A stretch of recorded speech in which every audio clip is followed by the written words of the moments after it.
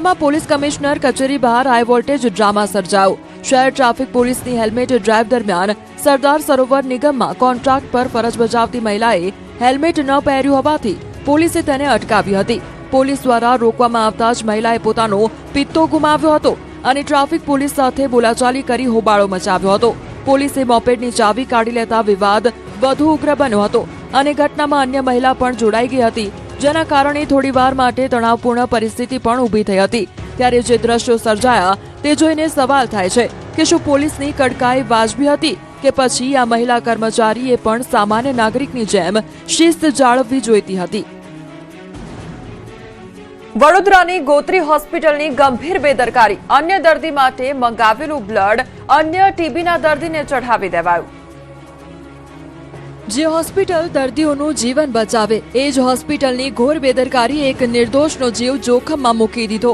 વડોદરાની ગોત્રી હોસ્પિટલની ગંભીર બેદરકારી સામે આવી, જ્યાં અન્ય દર્દી માટે મંગાવેલું બ્લડ કોઈ બીજા જ દર્દીને ચઢાવી દેવાયું। ટીબીના મહિલા દર્દીને અન્ય દર્દી માટે લાવવામાં આવેલું લોહી ચઢાવી દેવાતા અફરાતફરી મચી ગઈ। મહિલા દર્દીને ગભરામણ થવા લાગતા તાત્કાલિક આઈસીયુમાં ખસેડવામાં આવ્યા।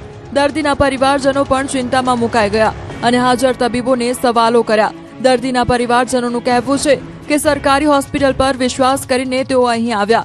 દર્દીને ખોટું લોહી ચડાવી દેતા પરિવારમાં ભારે રોષ જોવા મળ્યો। તેમણે આ મામલે જવાબદાર નર્સ સામે કાર્યવાહીની માંગ કરી। આ ગંભીર બેદરકારીને લઈ ગોત્રી હોસ્પિટલના સુપ્રિન્ટેન્ડન્ટનું નિવેદન સામે આવ્યું છે। તેમણે ભૂલ થઈ હોવાનો સ્વીકાર કર્યો, સાથે જ ભૂલ કરનાર નર્સ સામે કમિટીમાં નિર્ણય લેવાની બાંહેધરી આપી। પરંતુ અહીં સવાલ એ થાય છે કે શું સરકારી હોસ્પિટલમાં દર્દીઓની જિંદગીની કોઈ કિંમત નથી? બ્લડ ગ્રુપ ચેક કર્યા વગર લોહી ચડાવી દેવું એ માત્ર ભૂલ નથી પણ ગુનો છે। દર્દીઓ હોસ્પિટલ પર વિશ્વાસ મૂકીને અહીં આવે છે ત્યારે સવાલ થાય છે કે આવી લાલિયાવાડી ક્યાં સુધી ચાલશે? જવાબદારો સામે દાખલારૂપ કાર્યવાહી થાય તે અત્યંત જરૂરી છે।